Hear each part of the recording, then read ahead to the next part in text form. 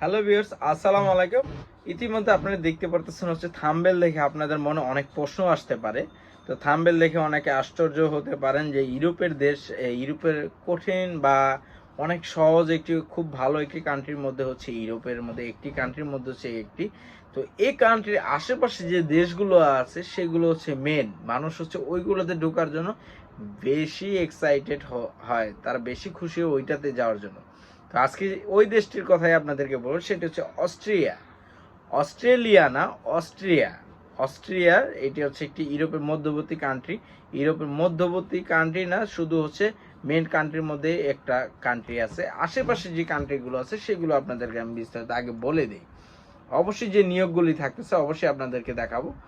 আচ্ছা, অস্ট্রিয়ার আশেপাশে যে কান্ট্রিগুলো থাকতেছে আপনার পছন্দের তালিকার মধ্যে প্রথমত বাঙালির হচ্ছে প্রথম পছন্দের যে প্রথম স্থান দখল করে আছে সেটি হচ্ছে আপনার জার্মানি, আর হচ্ছে ইতালি, আর এরপর হচ্ছে ফ্রান্স। এই তিনটি হচ্ছে মূলত তারা বাংলাদেশে হচ্ছে বাংলাদেশের প্রায় 10,000 নাগরিকত্ব পেয়েছে ইতালিতে। এটা জানেন কি জানি না, আপনি চাইলে ওই দেশের দূতাবাস বা মাইগ্রেশন থেকে ইনফরমেশন কালেক্ট করতে পারেন।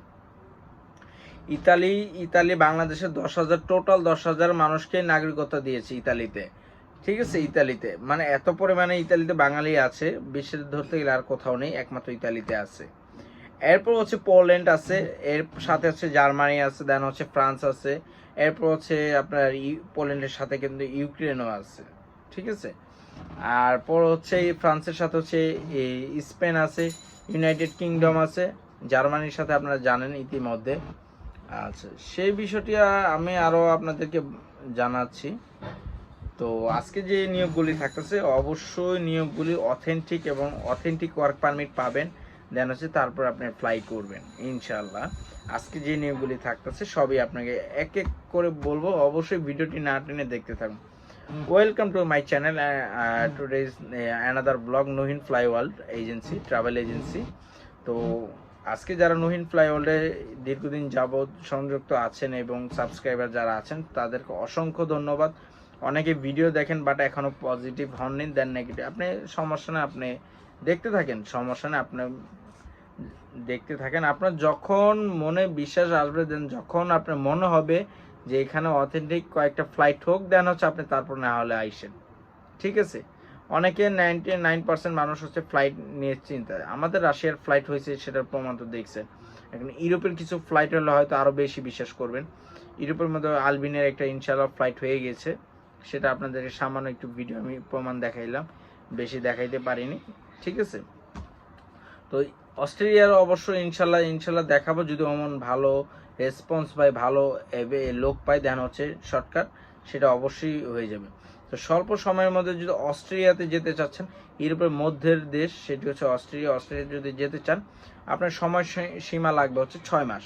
6 মাস একদিন ওভার হলে দেন হচ্ছে আপনার পাসপোর্ট, আপনার হচ্ছে অ্যাডভান্স সম্পূর্ণ টাকা এবং সব সম্মানে আপনাকে দিয়ে দেওয়া হবে। একদিন ওভার হলে দেন হচ্ছে সম্পূর্ণ পরিশোধ করা হবে।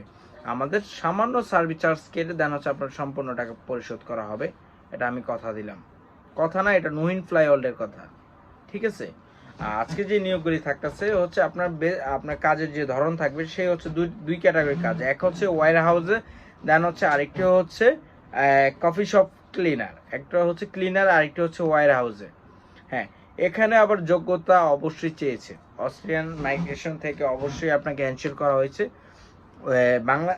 এখন আরেকটা আপনাদের প্রশ্ন ছিল, যেটা হচ্ছে আমি বলে দিচ্ছি, বাংলাদেশে অস্ট্রিয়ার এম্বাসি আছে কি আছে না? আচ্ছা, বাংলাদেশে অস্ট্রিয়ার কনসুলেট অফিস আছে বাংলাদেশে।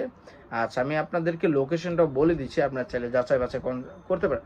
অস্ট্রিয়ান হচ্ছে কনসুলেট অফিস হচ্ছে ঢাকা যমুনা ফিউচার পার্কের পাশে, যেটা হচ্ছে প্লট নং হচ্ছে 57, আইকন সেন্টার প্রগতি সরণি, আইকন সেন্টার 4, 4 নং প্রগতি সরণি রোড, ঢাকা 1212।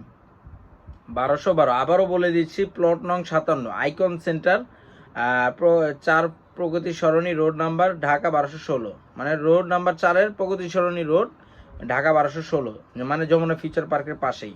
তো আইকনিক সেন্টার আপনি পাবেন, যে কাউকে বললে বা লোকেশনে দেওয়া আছে।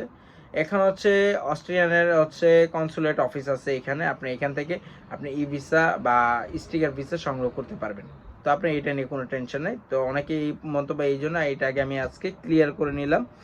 আচ্ছা, প্রথমত আজকে যে নিয়োগগুলি থাকতেছে, নিয়োগের মধ্যে হচ্ছে আপনার যেটা থাকতেছে সেটা আমি আপনাদেরকে বলে দিচ্ছি।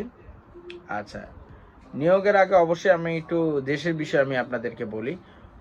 অস্ট্রেলিয়াতে ম্যাক্সিমাম যে ধর্মটি প্রচলিত সেটি হচ্ছে খ্রিস্টিয়ানিটি ধর্ম।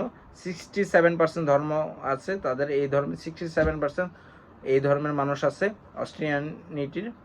এরপর হচ্ছে যে ধর্ম আছে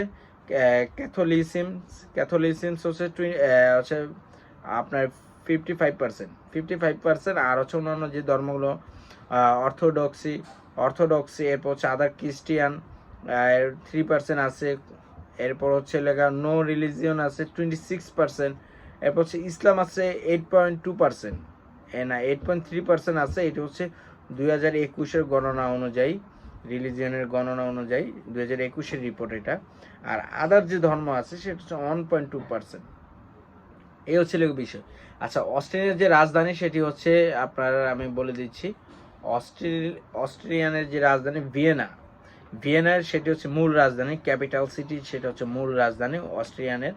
এরপর হচ্ছে অস্ট্রিয়ানের যে ভাষা হচ্ছে অস্ট্রিয়ান জার্মান ভাষা, যেহেতু জার্মানের পাশে মানে মূলত এক সময় ছিল জার্মান, সোভিয়েত আমলে আপনি ধরতে গেলে জার্মানের অংশই ধরতে গেলে ছিল, কারণ যেহেতু এখানে ভাষা ব্যবহার করা হচ্ছে অস্ট্রিয়ান জার্মান। কথা বুঝেন, অস্ট্রিয়া জার্মান, ভিডিওটা না টেনে একটু দেখুন। অস্ট্রিয়ান জার্মান ভাষা তারা ব্যবহার করে প্রচলিত। আর ইংলিশ তো ইন্টারন্যাশনাল ভাষা, দেন হচ্ছে সব রাষ্ট্রে কম বেশি চলে।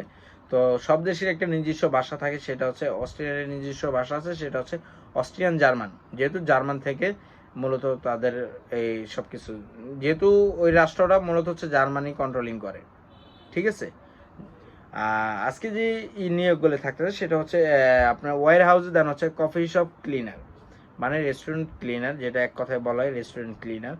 আচ্ছা, এখানে কেউ যদি যেতে চাচ্ছেন আপনার অবশ্যই ন্যূনতম পড়াশোনা পাস হতে হবে এসএসসি, এবং সাথে থাকতে হবে পড়াশোনার সার্টিফিকেটের লিগেল ডকুমেন্টস, এনআইডি, জন্ম নিবন্ধন, আপনার হচ্ছে পুলিশ ক্লিয়ারেন্স লাগবে, ডকুমেন্টস লাগবে, পাসপোর্ট, এইগুলো সব কিছু জানি ঠিক এক নামে থাকে, বাবার নামও অমিল হওয়া যাবে না।